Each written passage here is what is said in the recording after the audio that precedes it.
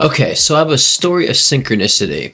And I usually don't do these stories because it's always about, look what I've gotten. And so my good friend Devin Doer told me, you should share it with your viewers and your clients because it's a good story. And, Devin Doer and I always compare our synchronicities through numbers and how things unfold. And so here's a story.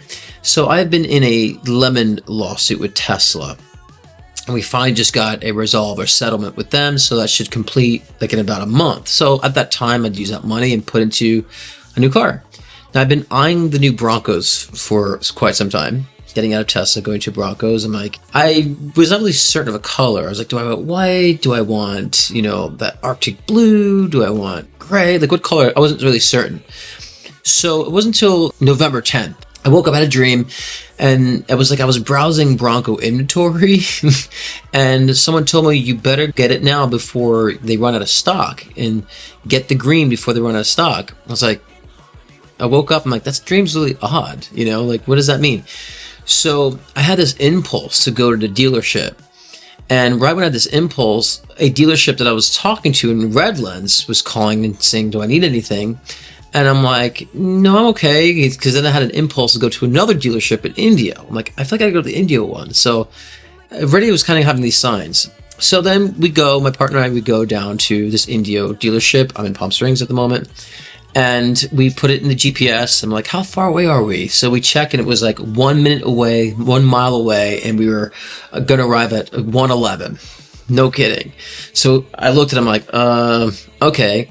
Now I'm like thinking I'm just going to go look because my Tesla lawsuit, that the settlement hasn't completed yet. It doesn't make sense to get a car right now, right?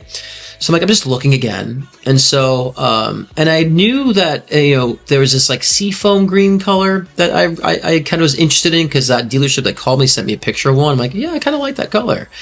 And so as we pulled into the dealership parking lot, then I saw that seafoam green, color, that's nice sage, whatever green, like on a hill. And so we drove in. Right then, I looked at my phone. It changed to 111. I'm like, okay, this is strange. So I look around. I'm like, okay, that's the car. Let's look at it. Talk to the sales guy. Test drove it. Driving like, this is mine. Like this feels like it's my car. It has my energy on it. So we parked it from the test drive. Looked.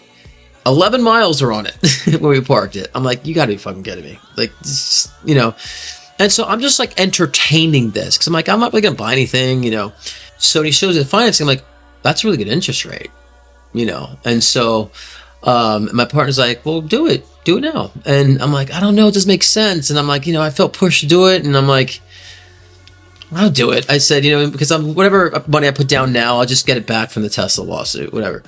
And so when we shook our hands on it, my partner showed me the time on his phone. It was 3:33. So I'm like, you gotta be freaking kidding me. And so I'm like, all right, I guess my guides are telling me like, this is a good decision. It's a good move to make. And cause I'm the whole time like, this doesn't make sense. Why are we doing this now? I don't want to say the costs of the car. I just think it sounds bad, but it was the same thing aligned with numbers, right? Because it's douchey to say that. Aligned with numbers. So I was telling the finance guy, I said, look, I had this dream and the car, I need to check inventory. There was like the green car or whatever. And he goes, yeah, he's like, Bronco, they always make a new green color every year. And then they discontinue it. So I got the last one. And I'm like, oh my God, and I love this color. So it makes sense of the dream. And I told him, yeah, and the finance rate's really great right now. He's like, yeah, there's a special deal on the financing on the Broncos, and it ends at the end of November of this month. So like, I looked at my partner, I'm like, no wonder why I had to come, because it makes sense. Like, my interest rate could have been doubled if I came later than November, which I think that's probably when I should be getting my settlement. So I'm like, okay, now I understand why I had to do this, because I'd be saving money and interest. And then I was able to get them to knock off $3,000 from the car, again with the threes. And so here's a situation to where we feel pushed by spirit to do something. And it may not seem completely logical, but also it doesn't put me out in a sense, because whatever I put down, I'm just going to get it back. So it wipes it out clean. But like Spirit's like, get this now. This is your car. And you're guided there. The 11s and the 1s are always that you're on the right track. So if you feel impulse to do something or intuition to do something and you're doubting it and you keep seeing the 11s, the 111s and the 111s and all that, that's confirmation that you're at where you need to be. It's like a synchronicity. And the threes for me is always when I'm getting like, you know, spiritual partnership, spiritual connection, guide connection. So right when you shook my hand with the sales guy that we had a deal, and my partner shows he just turned 333, that was another confirmation that this was like ordained by spirit, my guides connected this, right? Because you can manifest, but this was not something I was like deliberately trying to manifest. It was being guided to this. So, and then when I was getting insurance, I'm like, I'm driving home, and so it was like November 10th, like I said, and I'm like, I got to get the insurance. It would not let me do insurance for that night. Granted, I was home already, so it only would let me do the insurance for November 11th, 11/11th. I'm like, you got to be kidding. One more thing on this too is that when I was then looking like on YouTube and like look at my new car and see what the new on-screen things were, the clock on the guy's YouTube video was 1:11 as well. And I'll even put the screenshot in there too. And clock settings, which you can go through the settings in clock or press the clock along the top.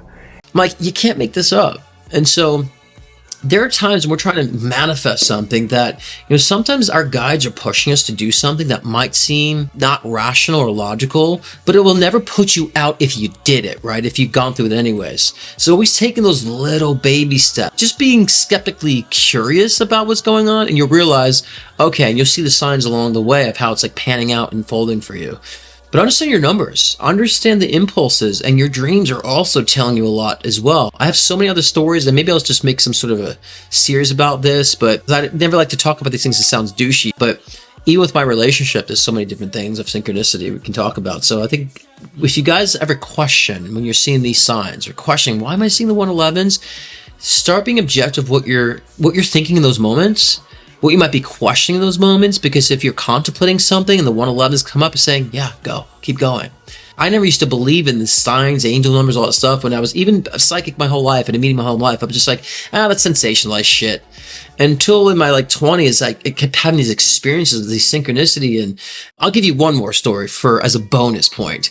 This was back in my 20s, and I wasn't doing so. I mean, I was great financially, but it was like, you know, you're in your 20s, you have moments of where you're not having enough money. And I was like starting to get into music production at that time too. And I'm like, I really need a new computer, more powerful machine, because I really want to get this composing gig and I need better equipment. And I said, I need this type of computer with this screen, Apple, and all that stuff. And I was so passionate because I didn't want anything to stop me from pursuing my dream. And I was always pursuing my dream. And so I was like, I think it was like a day or two after that, I was with my partner at that time, and randomly like, let's go consignment shopping. It was just this weird impulse of going consignment shopping.